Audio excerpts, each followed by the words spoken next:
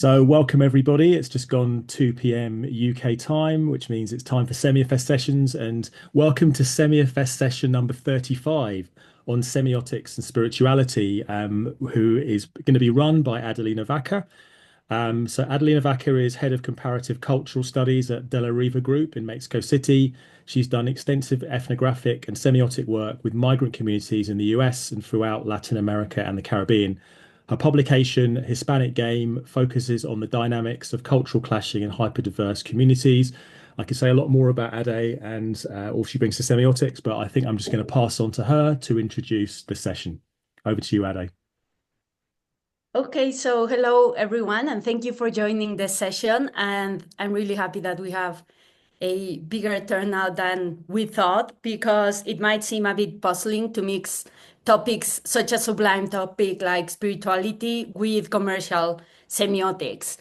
Um, but I don't think it's that weird. I think semiotics is one of the semiotic research, sorry, has the particularity that it doesn't give you as much certainty as some other research methodologies. So it paints the world as less certain and a little bit more malleable and alive. And so that is only for the bravest clients only, because I don't know who wants to think about the nature of reality while trying to sell, I don't know, cookies or whatever.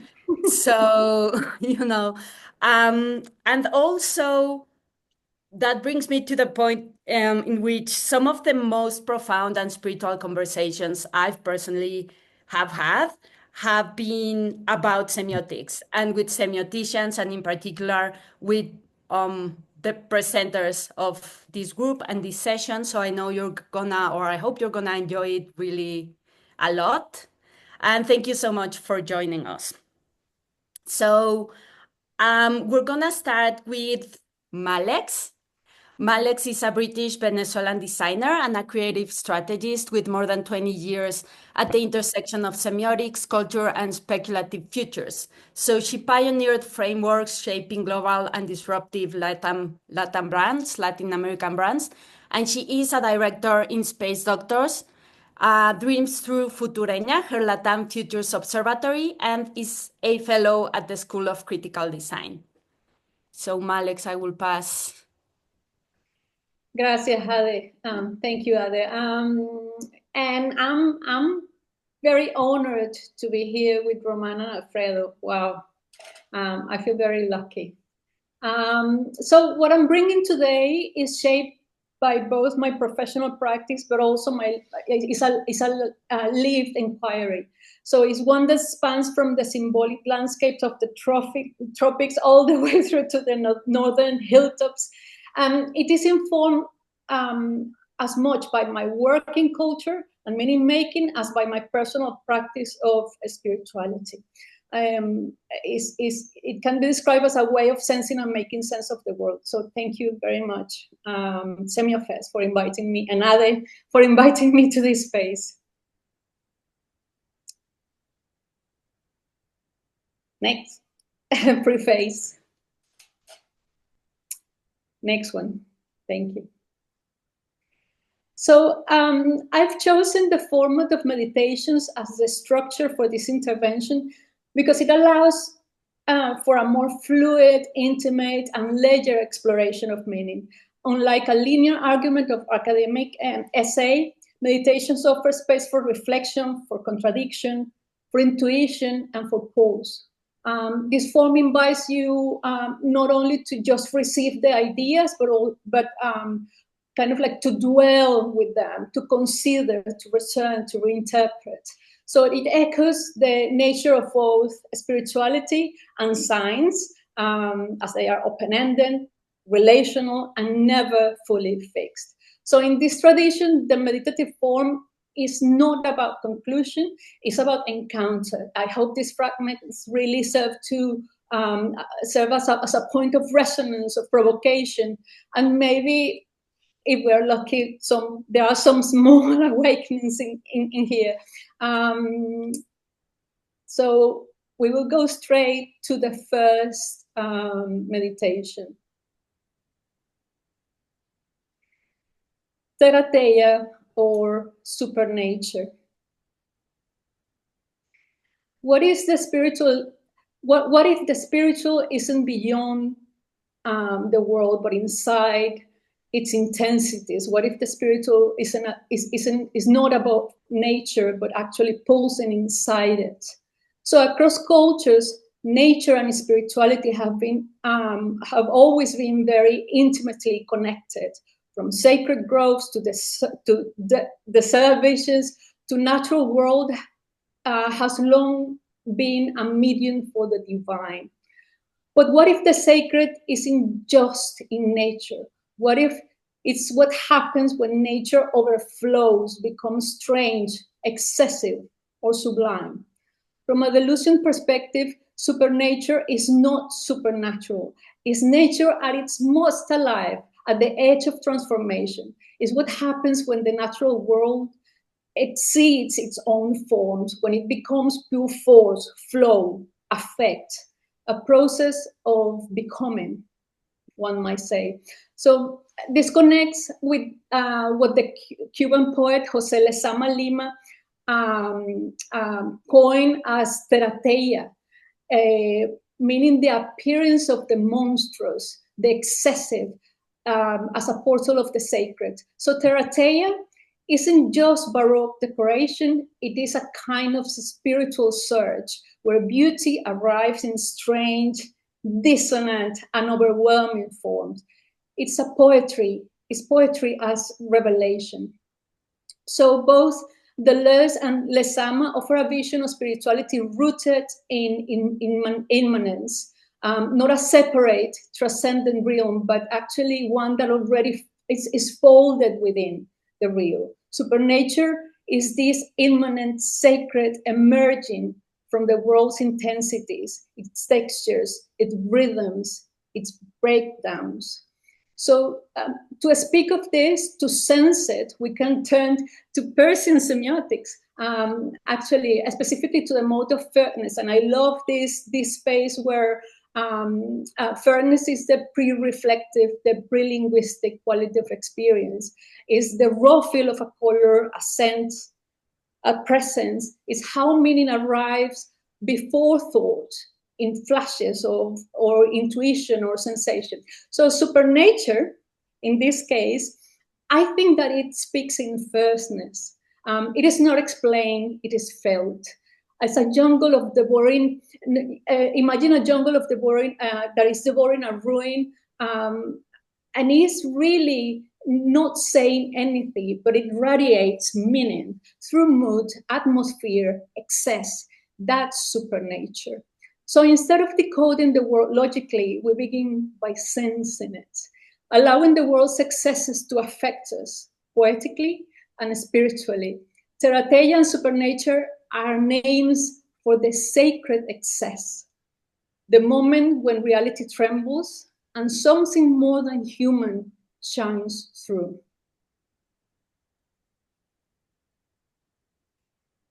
Second meditation. Tarot cards are seeds. So we know that tarot, or I think, I genuinely think that tarot is the ultimate semiotic artifact, right?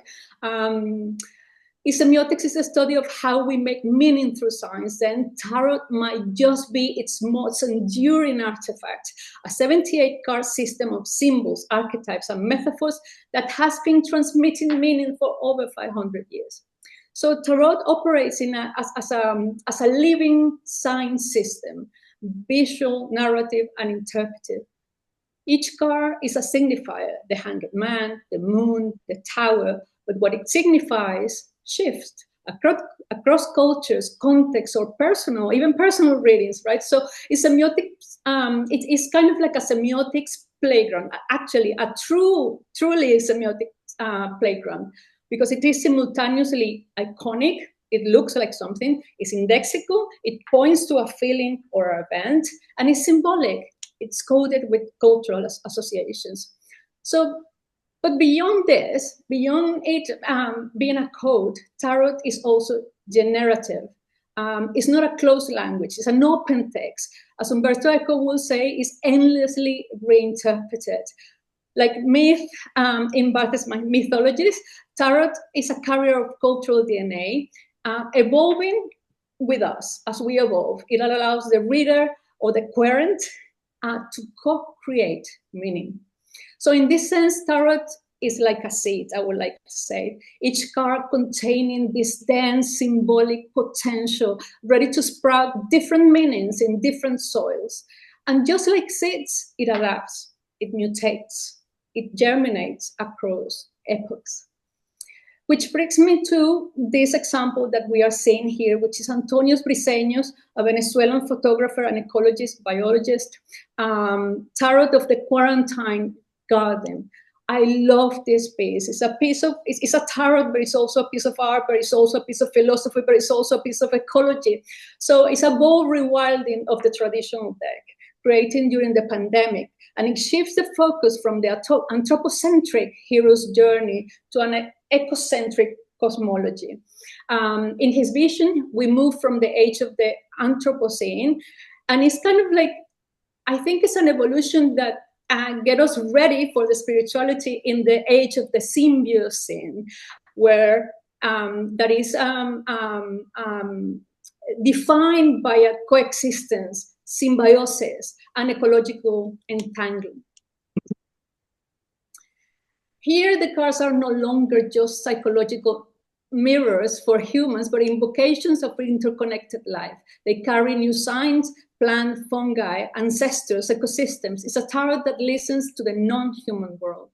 So what started as a Renaissance era divination tool becomes, in Briceño's hands, in this example we are seeing here, a semiotic artifact for the future, a symbolic language not just of what we are, but what we might become.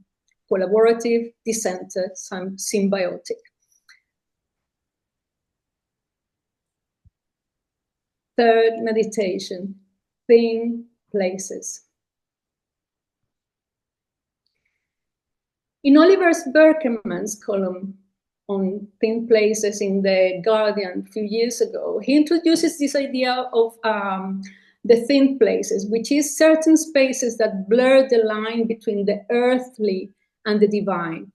But what is really compelling about how this idea moves beyond is how this idea moves beyond the spiritual tradition and into the secular, even the urban life. So it's less about religious epiphany and more about atmosphere, memory, and meaning, which is where semiotics and Gaston Bachelard's in this case come in. So semiotics remind us that space is not neutral. It's always charged with signs and symbols. This is how a park bench in Hackney, London, can carry as much emotional resonance as a cathedral, depending on the lived and legend meanings we bring into it.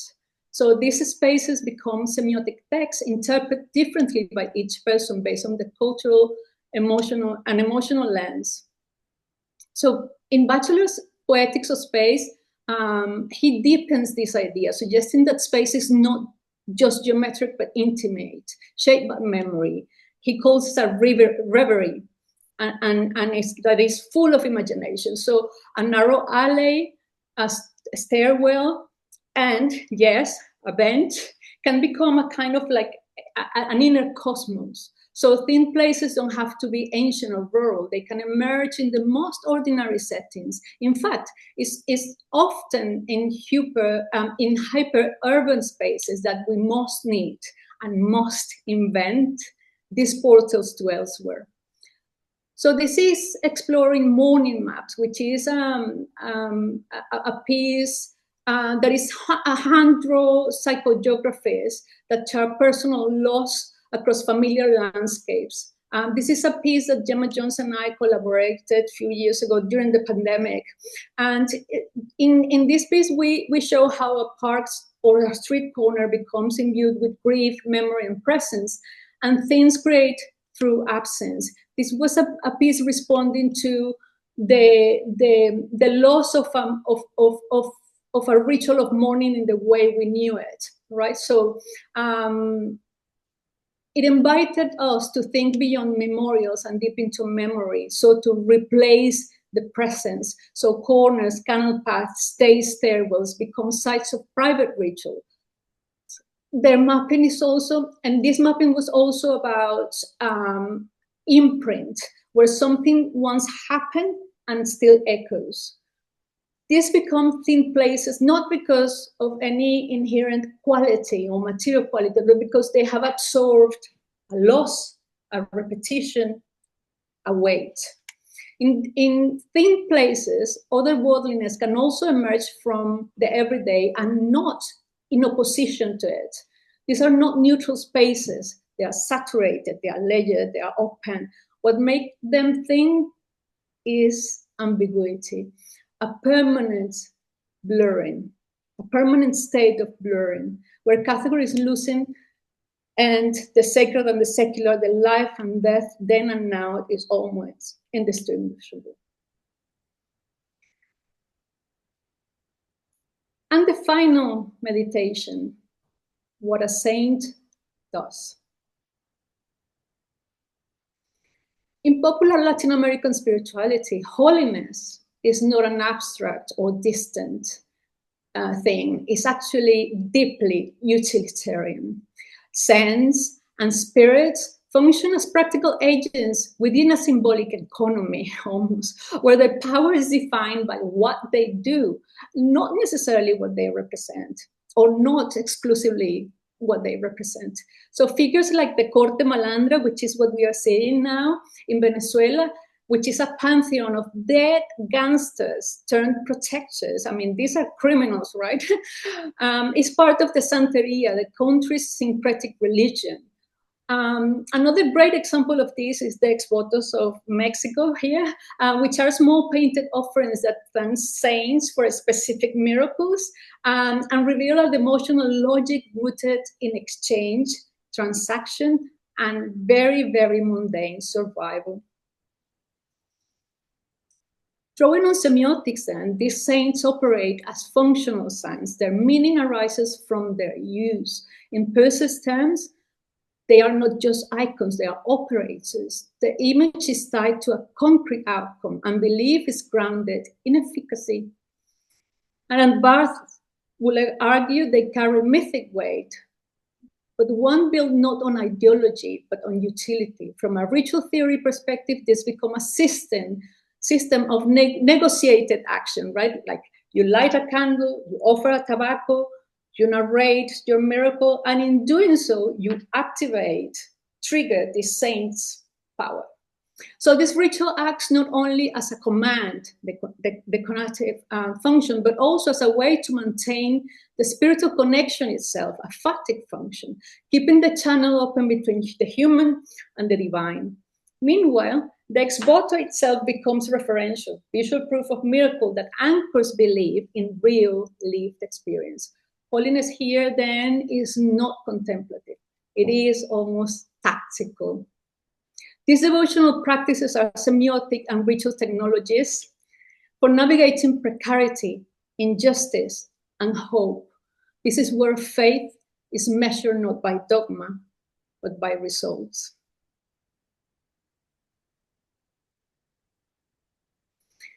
So this is the end of the meditations. I truly acknowledge you for holding space for these meditations. And may we keep sensing, decoding, and co-creating in the thick of the world. Amen.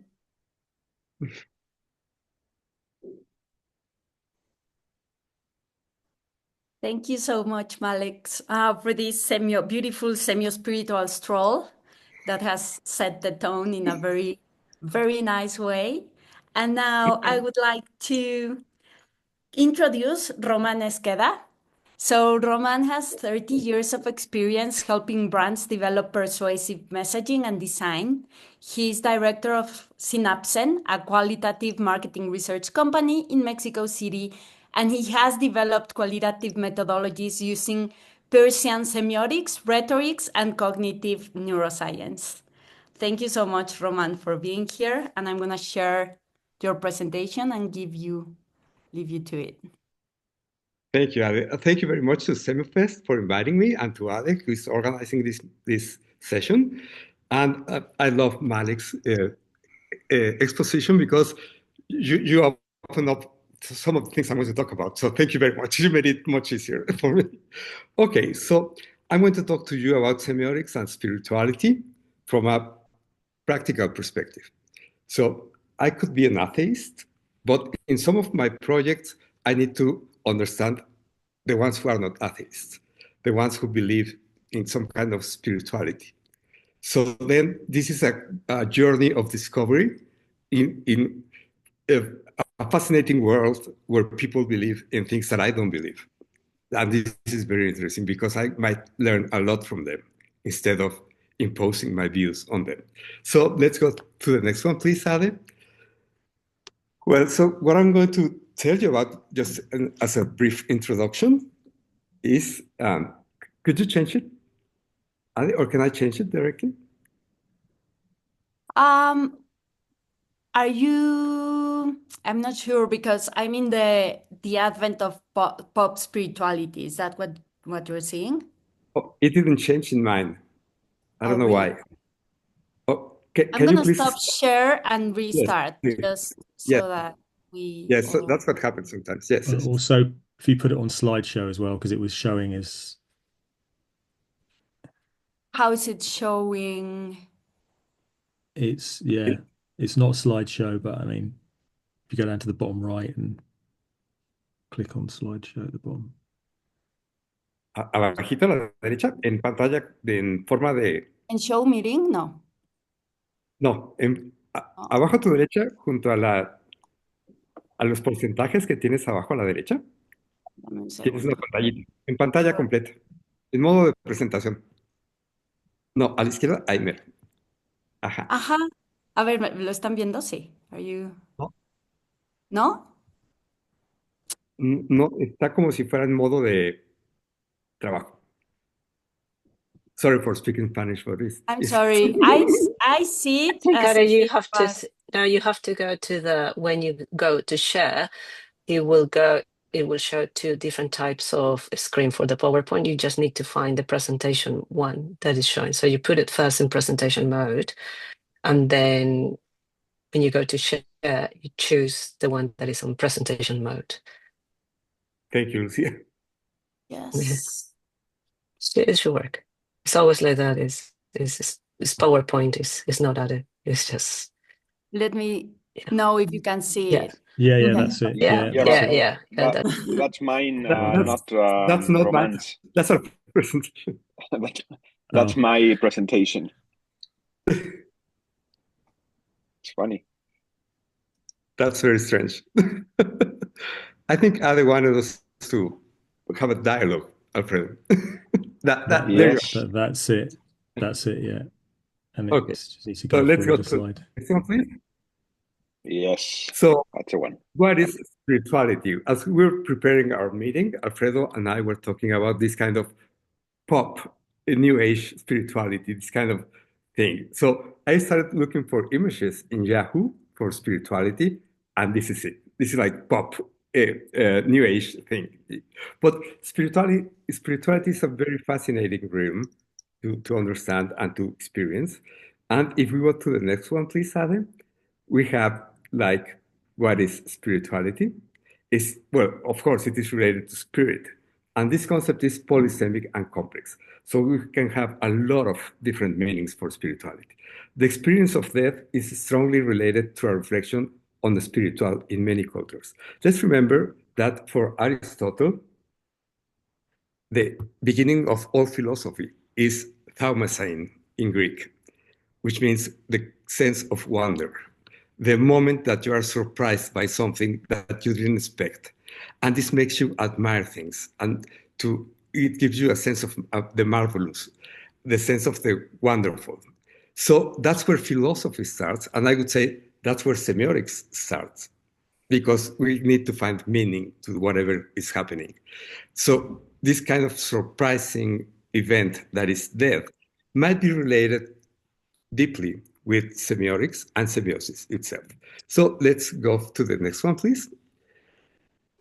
So the origin of the semiotic experience has a strong relation with death. In Homer, for example, in the Iliad, we see that sema means grave and burial mound, but also signal, token, and sign. Why is this happening? Why did it start like that? You know, for Plato, soma is body, sema is also grave and sign. So for Plato and the Neoplatonic tradition that came after him, the body is this kind of dead thing. What is important is the soul, the spirit, which inhabits this body. And this has a lot of resonances with certain semiotics that says signifiers are the material dead body of something that is filled with meaning through some kind of magical exhortation or something like that.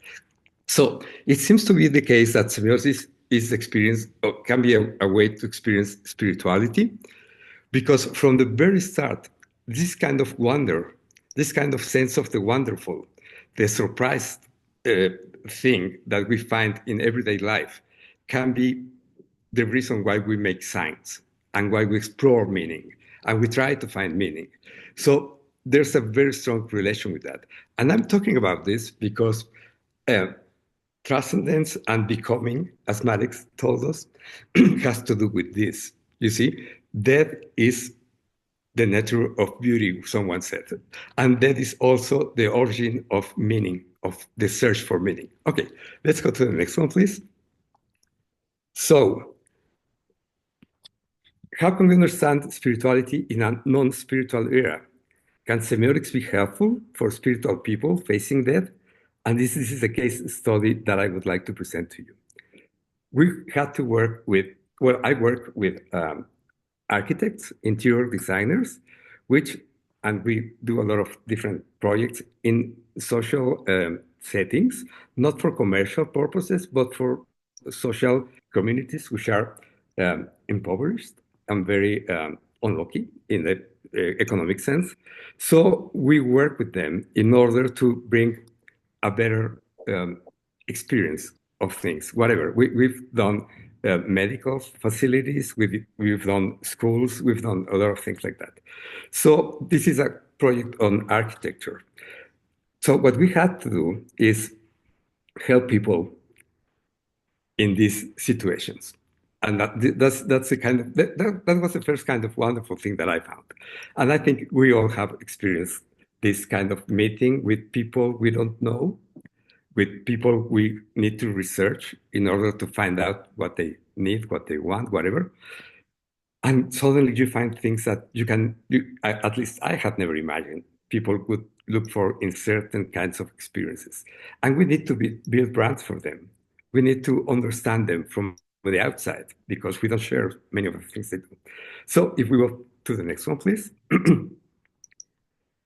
So this is a case study. We had to work for this retirement home in the state of Guanajuato. It's a very poor place because this is ruled by someone who made this because they wanted to help. So they recollect money from everywhere they can, and they feed people and everything like that. And they have about 80 or 100 elderly people living there. So we had to redesign their experience. So if we can go to the next one, please. So we have these two areas that we can see here. The main area, the home where people live, is in the right. This is the entrance to the right. But there was that other building over there at the left side, which no one talked about it. So our team had to rebuild these things. So let's talk about the main area, please. If we go to the next one, please.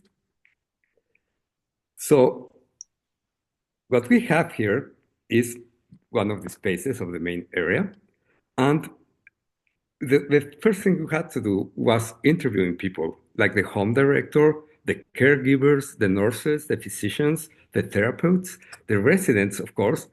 And we had to discover their needs, values, their lived experiences, etc. So we had to find the cognitive and emotional experiences, and we also analyzed the spaces, the furniture, the colors, the whole architectural thing, you know.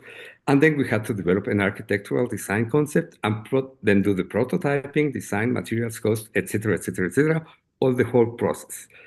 So in this kind of work that we do sometimes, we need to explore different ways of meaning. So one of the things that we use in these cases is what Mark Johnson, the cognitive scientist, talked about in The Embodied Meaning of Architecture. He says the meaning of any object, quality, event, or action is what it points to be by way of some experience. Meaning is relational, and the meaning of a certain object will be possible experiences it affords us, either now, in the past, or in the future. So, as Mark Johnson says, meaning in these cases doesn't have to do with linguistic meaning or content meaning, but in action meaning, in experience meaning. And experience meaning in cognitive science and in neuroscience has to do with brain simulations. Our brain keeps simulating many things. Our brain has these emotional responses to things like motivations, but those are subconscious. So in order to understand the experience of people, we need to explore that subconscious feelings. So we use these cognitive science techniques that we have developed in order to go to the lived experience, not the logocentric, I would say, patriarchal meaning, but the lived experience that, as Malex told us, those are things that we live without words. She said, before the words come. And I think most of the interesting things that we discover in our work are those things that are not there consciously and cannot be translated as the meaning of this is translated into these words. But we need to act somehow differently. Okay, so if we go to the next one, please. Okay, so we had this work on the right side, it's a residency. And in the left side, no one wanted to do that part because that was a terminally ill residence area. So it was fascinating because we found these two areas. The one that was full of care, they tried to do their best things, etc., etc. But the other area is this strange place over there at the left side of our screen. Okay, let's go to the next one, please. So when we interviewed people there, we found out that the director of the place told us, we take our residents in terror when nobody notices it. We want to avoid making the other residents feel bad. Although once they did notice the situation and they asked us to let them be with their friend in the terminal days of their lives, as they were real happy for having the chance to accompany her and say goodbye. So, as you can see, we have two ways of understanding spirituality and death here, and semiotics as well, because the director said death is something no one wants to know about. And then the residents, the elderly people living there, said death is good. We need to experience death, the death of our friends, because what was happening there, there were two ways of thinking and living and experiencing death. One was spiritual, the other one was humanistic. You know, a human being is going to die. That's bad. And for the elderly people, that wasn't the case. They thought, we need to be together in this. We are a part of a body. We are an embodied collectivity, a group of people joining together to live things and to die together. So if we go to the next one, please, Adam. So we interviewed the residents there, and they said, life after death is to be born again. So that was quite surprising. Be with our friend is in the last moment is making the experience better, full of love. We loved saying goodbye to her. That little house is where we say goodbye. It is our chance to be closer to our friends, make them feel they are going back home. We give them our love. Death is a journey to meet God. Death is a vehicle. So we want to join in this experience. And one of the things that we discovered is what they were projecting themselves in their future, because they would say, and when I die, they are going to be with me. I'm not going to be left alone in that cold place there. So we needed to redesign the experience of death, even conceptually for the caretakers of these people. So if we go to the next, I can't go in that much detail about this, but these are some of the things they did. Death is a journey to a better place. So we want to embrace our friends to say goodbye. So our group of, those were my students, they made these modular things, metaphorizing, making a metaphor of, se metió algo por ahí raro, of a metaphor of an embrace, a metaphor of something taking care. And it had to be made out of wood, because wood could metaphorize the organic, the care, the tenderness of the touch, the softness of an embrace. So we started working semiotically on how to project in things something people perhaps wouldn't be able to talk about in this sense, but they would feel it. They could embrace, they could feel the embrace of the architecture and the interior design in order to make them feel well in this kind of situation. So if we go to the next one, please. Okay, so that is a journey to meet God. That is a vehicle. In the top side of our screen, we see this redesigning of the places where people were going to die. And as you can see, it's a kind of soft place where their friends can sit with them and talk to them and be in this situation.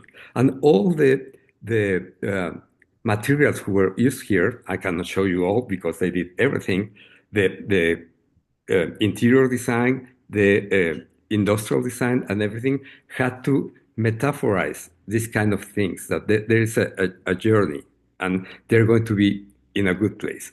And they had this small place to make their prayers, and they designed it in this fashion of like little good slices of wood to metaphorize the travel to meet God and to join God in this kind of situation. If we go to the next, please. So people experience spirituality in many different ways. Our job as semioticians is to provide them with the best possible experience according to their beliefs.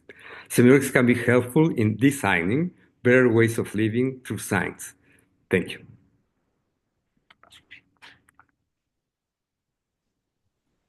Thank you so much, Roman, for this presentation. And now we will, before the Q&A and before dialoguing with our presenters, I'm gonna introduce the last one, Alfredo Troncoso, who's head of semiotics in the Riva Group, one of the top qual and quant research companies working from Mexico. Alfredo has taught Greek philosophy, rhetorics, and semiotics at universities including UNAM and Tec de Monterrey, and he has worked with such brands as Corona, BV, UVA, and Vans. In June, Penguin will publish México Rifado 2.0, a book on the country's emergent codes that he has been co-authoring with Gabriela de la Riva. So, Alfredo, welcome, and thank you so much for being here. Hello, everybody. I've missed you a lot since Porto, and I'm very grateful for the invitation. I promise not to get lost in my yogurts and cookies and beers. And precisely, I would like to start with that. I would like to start with the way that Ade presented this talk on spirituality in general. In relation to what we do in semiotics, in the sense that even though we might live surrounded by cookie analysis and beer analysis, and I've been doing a lot of gym analysis lately, places to do gymnastics and everything, we never quite, fortunately for us, we never quite get lost in these objects, in these things, in these brands. Precisely because since we're devoted to how meaning is created, and we see how fragile this meaning making is, we get what Ade presented in the introduction as this sense of unreality, and that leads us directly, precisely to the spiritual.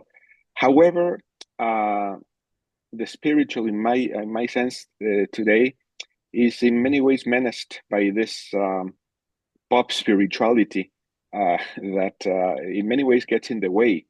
I worked for this oil here, Nutrioli it's called, where they used this sort of very popular yogi that had all the housewives in many ways stimulated, so to speak, by him, and they use this sort of yogi guru in a very nondescript sort of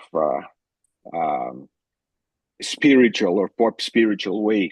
What I would like to start with this presentation with this take on spirituality for commercial associative purposes.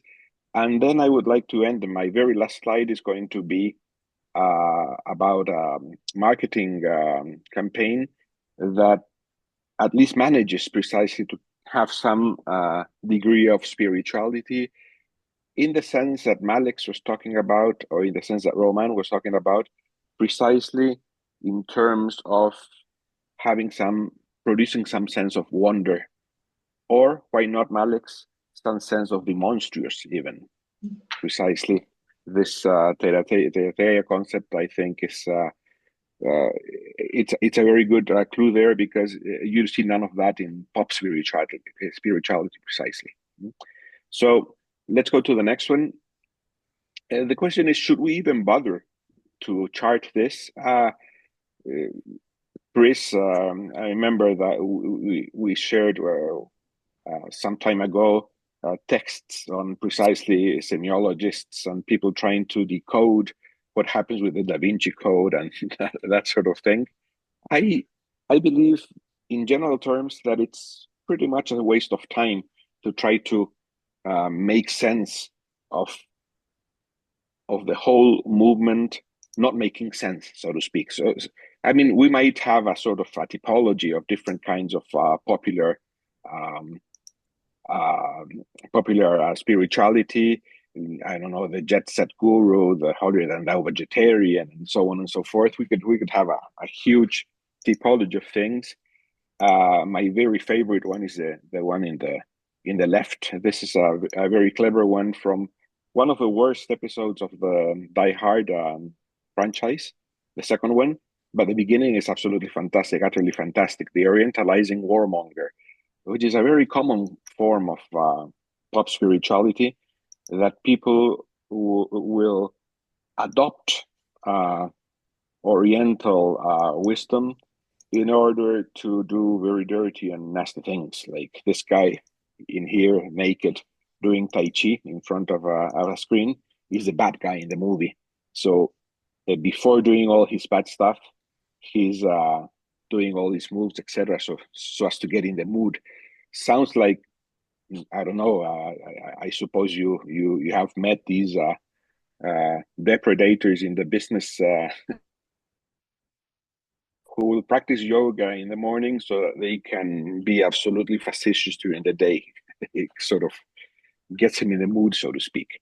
So at any rate, I don't believe that semiotics should try to make much sense of this, because there's very little spirituality in this pop spiritual part. Let's go to the next one. I would even say, if we were to work on a semiotic square here, that rather than being the spiritual or leading to what we might call the spiritual life or whatever, it's sort of an instrumentalization of the ineffability of the spiritual. In other words, there's this distinct appeal of pop spirituality in terms of supposedly leading you beyond, but in reality, catching you inside the worldly. Let's go to the next one. And in that sense, I believe that there's one of the, maybe the most common thing about pop spirituality is that it belongs with this cult of the unassailable, the ineffable experience. It begins with the search for what lies beyond the everyday, and it ends trapped in the everyday, in the worldly, based precisely on this sort of supralogical pursuit. I like, Malex, very much what you said about not going into this beyond, but on the contrary, this immanence of the spiritual experience rather than this insistence of going beyond in many ways in a competitive way. I think there's always a New Yorker cartoon that expresses these things, and I believe this one does it fantastically. Let's go to the next one then. So what is what is on the other side? What is the non-worldly precisely? When I started thinking about what I might say in here, I immediately, because I was also going into the varieties of religious experience by William James and so on, and I immediately remembered the opening epigraph that José Donoso has for his fantastic Obsceno Pájaro de la Noche novel, where he quotes what Henry James Sr. Wrote to his sons, to his two sons, William and Henry, before they left for the university, when they were about 17, 18. Imagine your father sending you such a letter. The tragic depths of the essential dearth in which the subject's roots are plunged. And then this sort of definition of the spiritual life. Again, it makes me, Malex, think about the encounter with the monstrous. The natural inheritance of everyone who is capable of spiritual life is an unsubdued forest where the wolf howls and the obscene bird of night chatters. Monstrous, absolutely monstrous. Almost as monstrous as the Las Posas picture that you showed us in the middle of nature. It's if we analyze what Henry James, is admonishing his sons to do, is precisely to understand the spiritual, not necessarily as something that's going to be helpful in terms of leading you beyond and elevating you, etc., but rather precisely the very first thing, the very first condition is this encounter with the monstrous, this encounter with the numinous, or with what defies precisely affability. And here we go to the next one. The main thing here, following dear Umberto here, is that it is one thing to claim ineffability and quite another to work oneself into ineffability. In other words, the problem with pop spirituality is that it takes ineffability for granted, whereas ineffability is something that is construed, something that is constructed, something that is, Malex used the word, poetically built. One works oneself into ineffability, and it's part of the process, and it's the monstrous precisely, the tremendum, even in theological terms, that leads us to language floundering and being shipwrecked. And here's I'm sort of paraphrasing from Eco's chapter on the aesthetic experience, precisely in the treatise. One should not write long books undertaking to answer the question, what is art? If one means to conclude by saying it is a je ne sais quoi producing ineffable feelings. And the same goes for the spiritual. In other words, one cannot say that we are going to do a semiotics of the spiritual and then say, well, it's something that produces these ineffable emotions. The whole question for us semiologists is to know, well, what are the mechanisms? How is it that these feelings are produced? And in that sense, if we go to the next one, we have Eco's answer, which is precisely that we should take care of the aesthetic experience, and I believe that we should do the same with the spiritual through precisely the poetic function. In other words, you come across painting. I purposely selected the Piero della Francesca's flagellation of Christ because it's filled precisely with what is called the poetic function, despite the fact that all the other ones are there, right? The referential, there are three persons in the foreground, there's a construction, the referential part, the emotive reaction part. Again, this is crucial here. Precisely, it's not because this painting produces feelings that it's art. It's because it produces a certain type of feeling, and it has to do with the poetic function. In other words, all of the functions are there, the emphatic, the imperative. I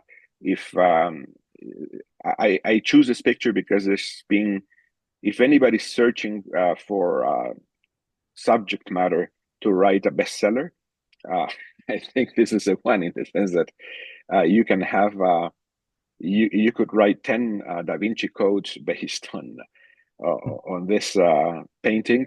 Whole books have been written about precisely what it refers to, the referential part, or say, for example, the whole mathematical, spiritualistic, even Neoplatonic, etc., etc. But in the last resort, what comes to mind when one sees this picture is precisely what defines the poetic, not the fact that it creates ineffable experiences or feelings, but the fact that it's so ambiguous. It's so very, very ambiguous. Say, for example, one main ambiguity. You have this sort of, the main reference of this picture is that, the guy who's acting as Pontius Pilatus in the left is in reality the Constantinople emperor, watching how the Sultan there is inflicting damage on the Christ. The fantastic thing about the picture is that from the point of view of the viewer, the one standing in front of the picture, the viewer is standing exactly in relation to the picture, in relation to the man in red, in exactly the same position as the Turk in front of the Christ. In other words, as if it were inflicting damage on him. To make matters worse, it seems to be the fact that the guy in red is a ghost, is a phantom, is not a real person in between. So these three guys are not really talking in a trio, but rather to themselves, with the sky in the middle, and so on and so on. This fantastic series of ambiguities that lead to auto-reflectivity, self-reflectivity, and so on, in such a way that, if we go to the next one, what Eco refers to as the abductive orgasm happens. In other words, ambiguity leading to auto-reflexivity, leading to further ambiguity, and thus to the monstrous, the abductive fugue, etc., etc. And I would say that, going back to our cookies and beers and yogurts, that in the case of commercial semiotics, even marketeers can find a way to discriminate between precisely popular spirituality, which will not take them very far, just making sort of bland associations with gurus and ineffable experiences will not take them very far, as opposed to precisely producing the poetically, making something work poetically in terms precisely of producing the necessary ambiguity that will produce the self-reflectivity that will lead to this sort of abductive orgasm, which is what happened. I might say, unfortunately, that the first example I gave you, the one with the oil, despite being very cheap, worked very nicely, worked very well. This became oil number one in Mexico. However, I find much more illuminating the fact that what we are about to see, what we are about to watch now, gained a lot of traction in Mexico. And, well, you will judge for yourselves whether the spiritual is respected in terms of being poetically expressed. I don't know if you can play it, Ade. Let me share it on. YouTube.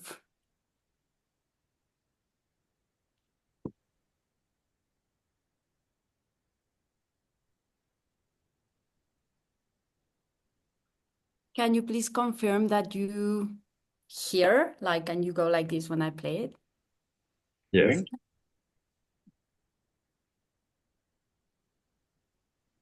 Even if we can't hear it, I'm interested in the visuals.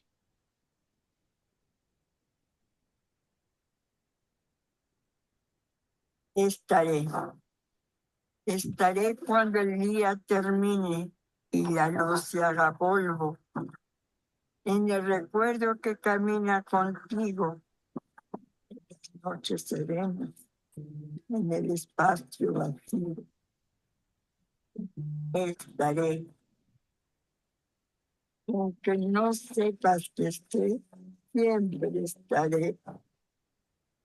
Cuando el viento sople, cuando la llama encienda, cuando la vida nos regale nuestro primer encuentro, estaré. It's a very awkward beer commercial, right? I mean, these people approached us when they were doing this, and they were just scared about putting this on the air. They asked us, "Is this going to work? Can we do this? Can we actually?" They had already filmed and everything, but they were getting cold feet about doing it.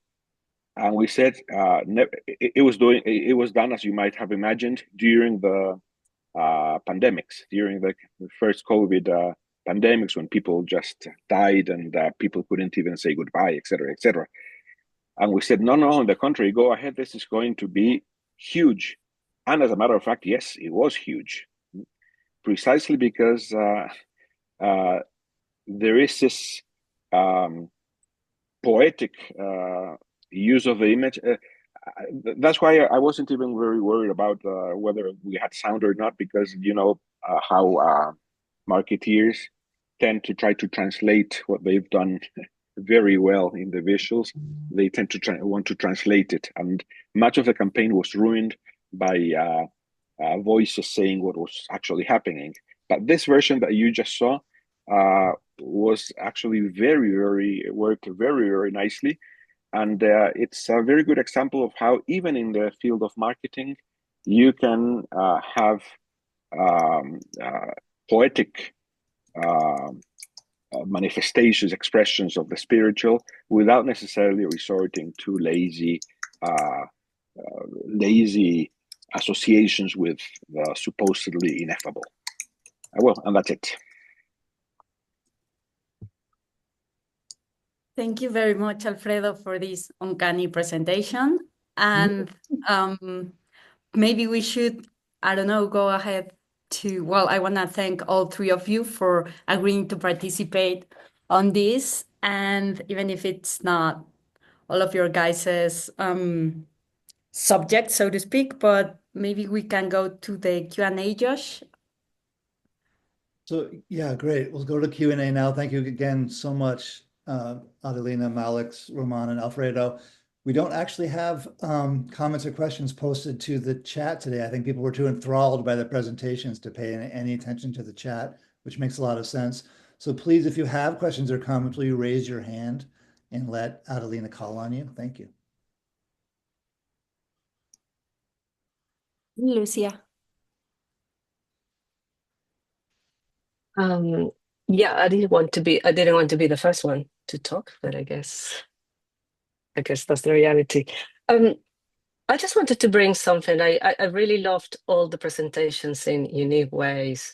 I love Malek's concept, the first slide on the supernature. I think that really resonates what I'm thinking at the moment. But what I was thinking while listening to all of this is that somehow spirituality and semiotics, we do have in common is about finding meaning in wherever we are. But it seems to me as well that the way we're thinking of spirituality is very physical, very sort of indexical.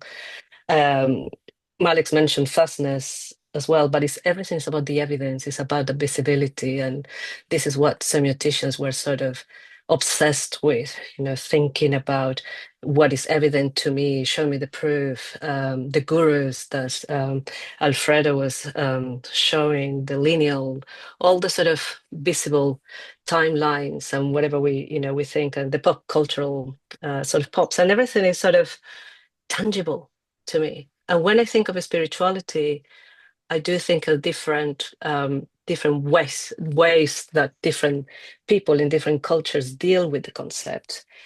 And what about if we learn from that as well, and we move away from the physical, and we move away from understanding the invisible, understanding actually that there are other ways of seeing the world and different realities. And I think this is the world as semioticians.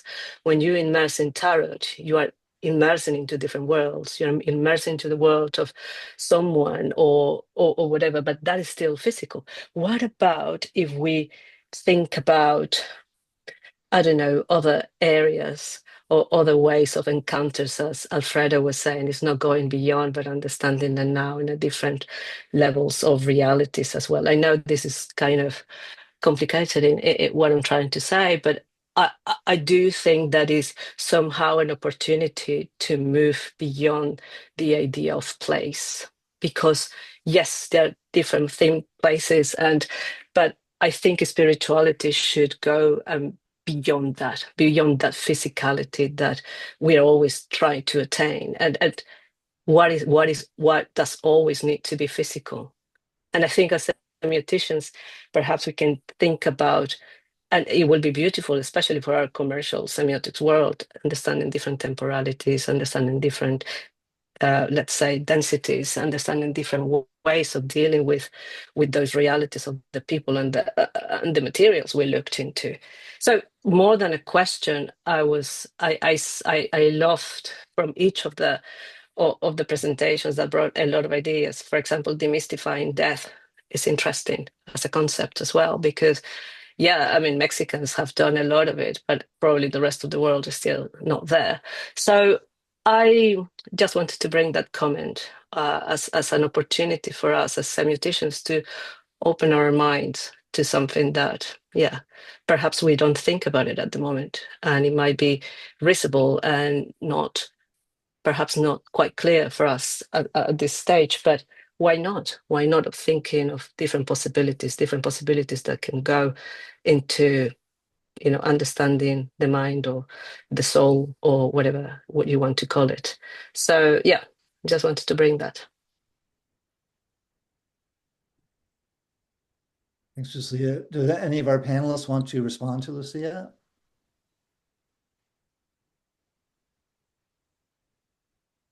I would like to say thank you. That was a very nice comment. And yes, I think these things, kind of open new ways of thinking, of living. And that's what I wanted to say at the beginning of my presentation.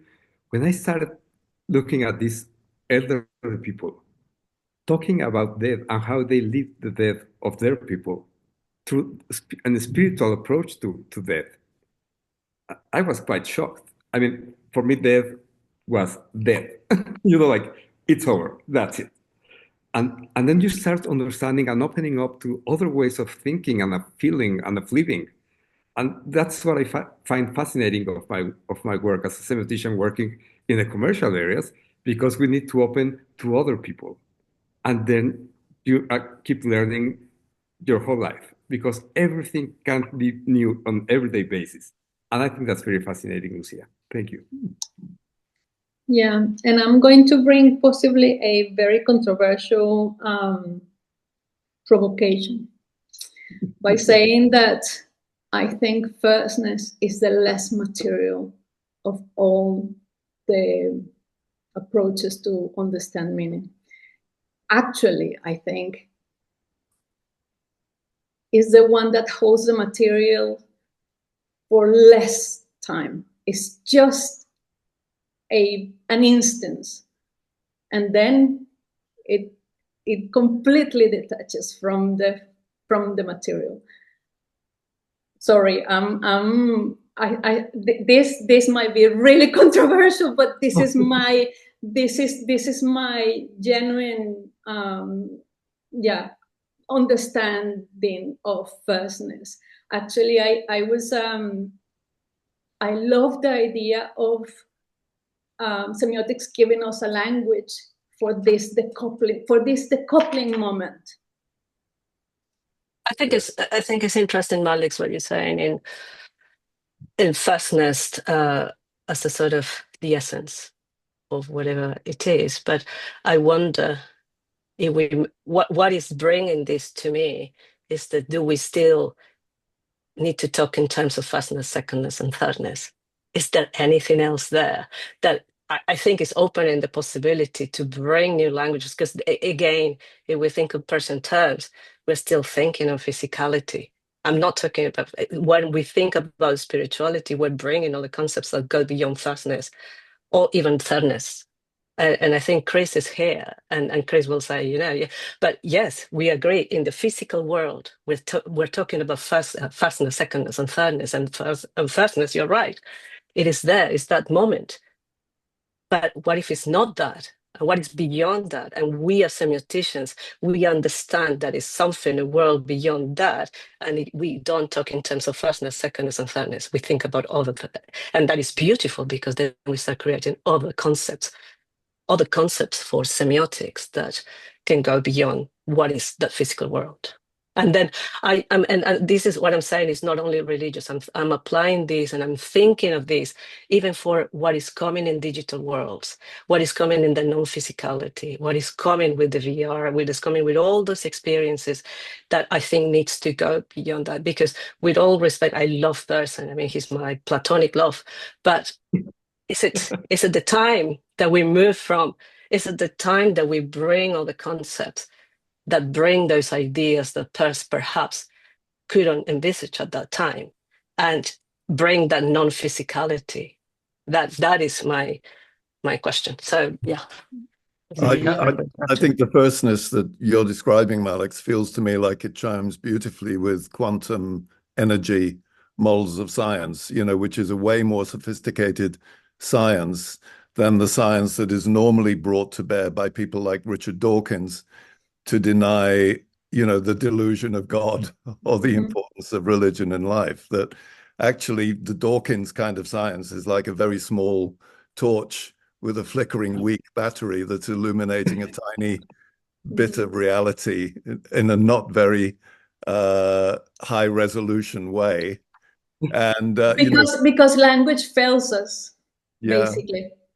Yeah, and I've put into the reading 2 books by Terry Eagleton, who's a great cultural critic, who's a Marxist, but was trained as a Jesuit, who's also very sophisticated in theology, who just says religion and theological thinking are not on the same plane with this science. It's not religion versus science. Yes. The religion is taking us somewhere different, and the rational fundamentalists are just a tiny little narrow-minded cult who are trying to suppress a vast part of the spectrum of experience, and usually for political purposes. It's usually some kind of anti-Islamic Enlightenment, Western centric move that's involved in that. Yeah. Can I just join in there, just talking about Peirce? Malex, you're absolutely right. Firstness is actually at the core of it, because that's when we start to, for Peirce, when we start to deal with reality, and it's an abductive guess at reality. And what's so interesting about Peirce is he calls firstness a quality of feeling. And in our dualistic world, we split qualities and feelings apart. One's out there, one's in our head. But actually, what he says, it's a quality of feeling. So he combines the two, and that's why firstness is so important. And then just one last thought. I love the distinction that you made right at the beginning. I think in terms of spirituality is in the world. A great book to read. I don't know whether it's been translated into Spanish. Is a book by Keith Thomas, who talks about the 16th century in England. when spirituality in the world was dispensed with and it was kicked up into heaven. So spirituality only happened in heaven, and the world became mechanical and dead. He sees it very much as part of what the Reformation was in England. It's a fantastic book. As I say, it's obviously written in English. I don't know whether it's in Spanish, but it gives you a real insight to what happened at the beginning of the Renaissance in Protestant countries when spirituality was kicked out of the world. Is that religion and the decline of magic? Religion and the decline of magic. Yeah. Well, Yeah. and let me just join in, please. One thing I find fascinating in Peirce is the origin of the Holy Trinity and his phanerescopic categories. There's a strong influence there. And of course, there's also this kind of joining in of spirituality with science in Peirce. Yeah, and that's exactly. They are not divorced. They're joining. Exactly. Yeah. Well, it's very fascinating, I think. Yeah, he describes himself as an objective idealist. Of course, of course. And the two are combined. And that's something very interesting you mentioned, Chris. This kind of dichotomy that we always have, like material or spiritual or whatever. Yeah. First has to go beyond that. Exactly. It's always beyond that, and that's very, very interesting. And one of the things I wanted to do in this talk when Adi invited me was to present Peirce on that sense at the beginning, but I thought it's going to take a lot of time to do that. Right. It's going to be a mess, so I better don't go there. So thank you for bringing in Malcolm and Chris. Yeah, no worries. We have a very pertinent question from Marianne in the chat, if you wanted to unmute, Marianne. Yeah, thank you. I was just wondering when Roman brought to us the concept of sema and soma together, and soma being the body with life, because otherwise it will be the corpse. The corpse is the dead body. And in this perspective, we are talking about science and semiotics and all those things together related to life. And how we, in our life journey, we are trying to mock death in some way with science, with meaning, searching for meaning, and so on and so forth. And how this presented us as also commercial semioticians, since we are giving life in some way to the dead things like yogurts, like the else. And this is why maybe we are so close to the concept of spirituality, but not necessarily spirituality in all those things that is presented, but in some way, we as humans are spiritual because we need those kinds of depth or something to believe or to be, to keep going in some way. And yes, I was just thinking about this, and I would love to learn from you what you think about, and also Adelina, because I know she's special to think about how things are far more beyond than that we see in the ordinary way. That was my question. Thank you, Marianne. Yes, go ahead, please, Ado. I was going to ask you. No, I was just gonna say thank you. And that I absolutely agree with what you're saying. I wouldn't say we as semioticians bring life, but recover the life of something. Because when something has been maybe too commoditized, it almost like loses its soul.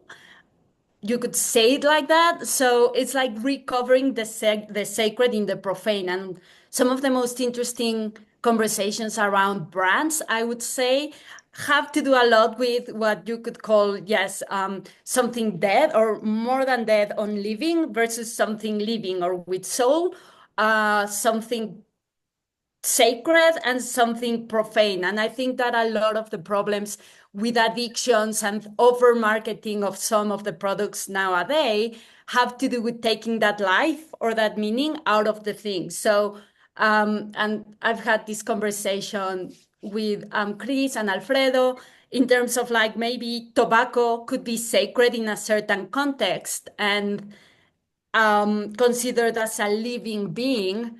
But then when you commoditize it, it turns into something lifeless and prone to addiction. And that could be said of anything, alcohol and so on and so forth. And so I think more than giving life to the brands, it's like recovering the life that's underneath or the sacredness that is underneath that shell. Does that make sense? Sorry, Roman, you were gonna say something. Oh, thank you very much. Thank you, Marianne. Well, what I would say is, and I would go back to Malek's mention of becoming, and I think this is a central concept for us as semioticians and as commercial semioticians, because when we think of becoming in our very, very materialistic brand world, it's fascinating.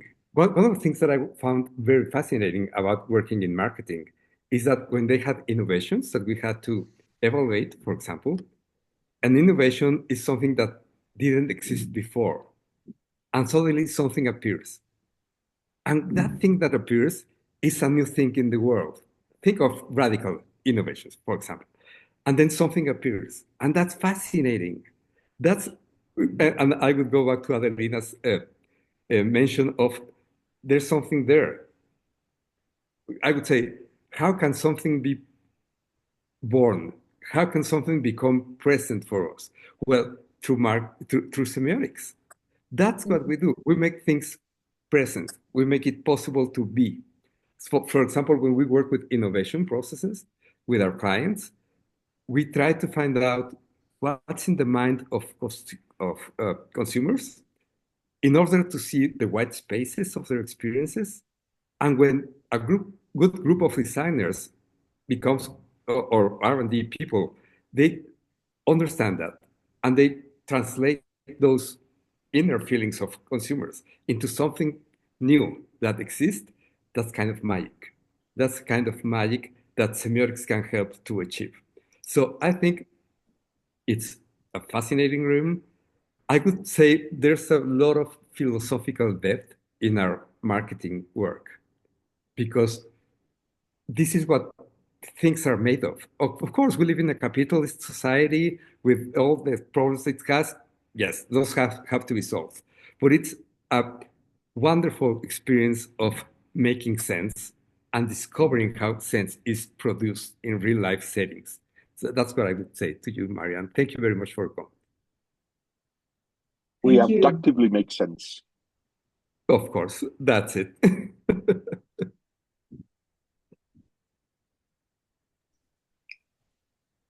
I think Chris has Yeah, have Chris your has his hand hand up. Yeah, I've got a question. Yeah. Well, it's a comment and a kind of question. I mean, I think it's been a great smorgasbord of different ideas on spirituality, and I've really loved them all. I love the idea of a meditation and the idea of death as a way of thinking about death and how you design spaces. I thought was amazing. I go to a Buddhist center in London, and there's a death cafe where you go and you discuss matters to do with mortality, and it's actually a really amazing space to be in. Yeah, I mean, there's so much I could say. I mean, there's obviously the poetic function. Alfredo, thanks for mentioning that. And I see the poetic in terms of an explosion of associations, like where there's not one thing. And, you know, some of the poetry I'm sure all of us love, like bits of T.S. Eliot, and for me, Rilke being the perfect example of Duino's elegies. I must have read it 5 times. I've still no idea what the hell he's talking about, but it leaves you feeling just inspired, and that's where logic and meaning kind of fall part company and in this way. Obviously we've talked about Wittgenstein, haven't we, Troncoso, and this idea of nonsense, and is a poem like that nonsensical? No, it's probably just another language game. But what I wanted to sort of more talk about is this idea of the ineffable. And I'm doing a project on AI at the moment, and I predict that there's going to be a coming sort of competing idea of what spirituality is. And I suspect that our techno-feudalist friends in a place over the Atlantic are very keen to appropriate spirituality as a way of further deepening the grip of certain types of information accumulation and obviously the intrusion of data and information extraction from all of us in return for I'm still not sure exactly what. And one way of doing that is the notion of spirituality. Obviously, Ray Kurzweil, who's the sort of standard bearer for the singularity movement, has written a book called The Rise of Spiritual Machines. And I think I predict it's going to be extremely dangerous. There'll be blandishments will start in about few years' time, and it's going to be probably some kind of battle for the interiority of our heads, effectively, in the sense that obviously consumerism is about a thirdness, is about fostering a thirdness of habitual purchase, and the ability to see that is certainly not kind of aligned with capital accumulation. The idea, the ability to see that and reverse it isn't necessarily desired. So I can imagine definitely there'll be an alignment of the cognitive private, having a private space in our head will be aligned with a desire to maintain privacy, and that will be one sort of spirituality, the interiority that contemplatives and people from centuries have known. And this other idea of spirituality, which will be packaged as God knows what. I have no idea what it will, but I suspect people that want to maintain that interiority of mind in about 5-10 years time, there'll start to be a little bit of this incremental ostracization, or why do you need privatization? Look at all these other people are getting so much stuff and they're allowing their minds to be colonized. So what's wrong with you? How are you different? What are you trying to hide? So I think we've got to really look at the way spirituality is being positioned, because I suspect there's going to be some competing ideologies around what spirituality is that go way beyond pop spirituality, that will be much deeper, much more fundamental for everyone in terms of interiority. And again, poetry is the big thing for me, because it is the language of the emotional, the unpredictable with language. This is something that the stochastic co-occurrence of large language models can't predict. It is the glitch in the system. So I think for me, poetry is the foothold to resistance to whatever it might be coming down the line. So that wasn't a question. It was a long diatribe. But anyone's got any reactions to that, then great. What you're saying, Chris, is pretty prophetical. I've been reading lately that the gurus, precisely in the rich technological gurus of the States, are precisely trying their hand at putting some degree of spirituality at the very center of what makes their algorithms work. I'm talking precisely about Peter Thiel and his use of what's the name of this French professor, the one who talks about precisely the concept of our desire being the desire for others. In other words, this mimetic sort of. According to this to Thiel, he has found the trigger to all algorithmic manipulation of society precisely in what this French theologian and philosopher claims precisely, this machine for desiring the desire of others, without, of course, mentioning the central part of this. I don't know if anybody, the name doesn't come to mind right now. I don't know if the René Girard. In the comments, René Girard. Yeah. Who is it? Girard. René Girard. He's a guy who's worked his whole life in Stanford, French guy. Yeah. He's a guy who has written on the désir mimétique, mimetic desire. And this mimetic desire is at the core, at the center of these machines for mass manipulation within the Peter Thiel, and all these Zuckerberg, etc., etc.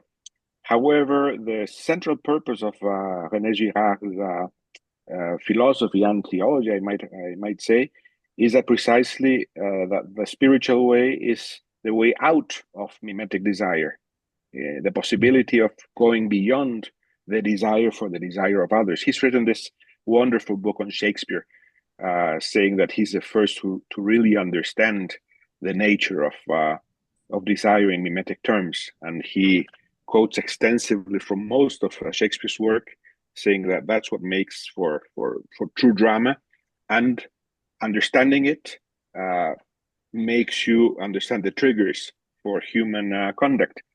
However, precisely, these people are instrumentalizing René Girard's work, whereas René Girard is talking about this precisely because the function of spirituality is to get out, to transcend mimetic desire. Definitely. And I think transcendence is the key word. And I think there's going to be competing versions of what that really means in terms of what it means to be human in the next 5-10 years. Right. Yeah. I also take heart from the whole non-polar, multipolar future movement, you know, in that I don't think India, China, Russia are going to fall into that. I think it's something that could be a threat in the West, but can you see that going global in these other areas? You know, that there is some plurality out there in the Muslim world, China, etc. I mean, I take heart from that. I don't think they will come close. I think they will speed the decline of the West. I'm not very sure. Precisely what Shakespeare, according to Girard, found out is that this is the universal trigger for human conduct. So I'm not very sure that it will make cultural distinctions there.